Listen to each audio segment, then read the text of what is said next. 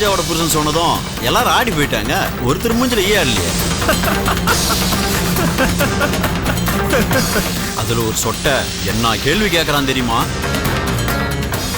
நீ தான் பூஜாவோட புருஷன் சொல்றியே, அதுக்கு என்ன ஆதாரம், என்ன சாட்சி, எதை வச்சு நம்புறதுங்கிறான். இப்படிலாம் கேட்பான்னு தெரிஞ்சுதான் செட்டப் பண்ண போட்டோவை கையோட கொண்டு போயிருந்தேன். அப்புறம் என்னாச்சு? ஜோல்னா பைய ஓபன் பண்ணி போட்டோவை எடுத்து நீட்டினதும் ரெண்டாவது ஷாக்கு. அப்படியே எல்லாரும் ஷாக் ஆகி ஃப்ரீஸ் ஆயிட்டானுங்க.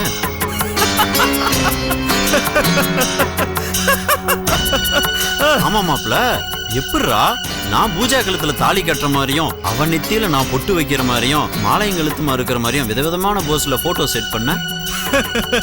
எல்லாம் ஒரு மாஃபிங் தான்டா. ஒரு கம்ப்யூட்டர் இன்ஜினியர் இது கூட செய்யலனா எப்படி? இதுக்கு தான் கம்ப்யூட்டர் இன்ஜினியரிங் படிச்சியா? கடைசியா கோர்ட்டு கேஸ்னு மிரட்டிட்டு வந்திருக்கேன். அநேகமா பூஜாவை என் கூட அனுப்பி வச்சிருவாங்க. டேய், அவளை மும்பை ரெட் லைட் ஏரியா கொண்டு போய் வித்துறா. அணுவா சாகட்டும். என்னை கை நீட்டி அடிச்சா பாத்தியா, அதுக்கு அதுதான்டா அவளுக்கு சரியான தண்டனை. டேய், ரெட் லைட் ஏரியா கொண்டு போய் நல்ல பார்ட்டியா பார்த்து அவளை வித்துறா. நீ ஒன்றும் கவலைப்படாத மாப்ள, எல்லாத்தையும் நான் பார்த்துக்கிறேன்.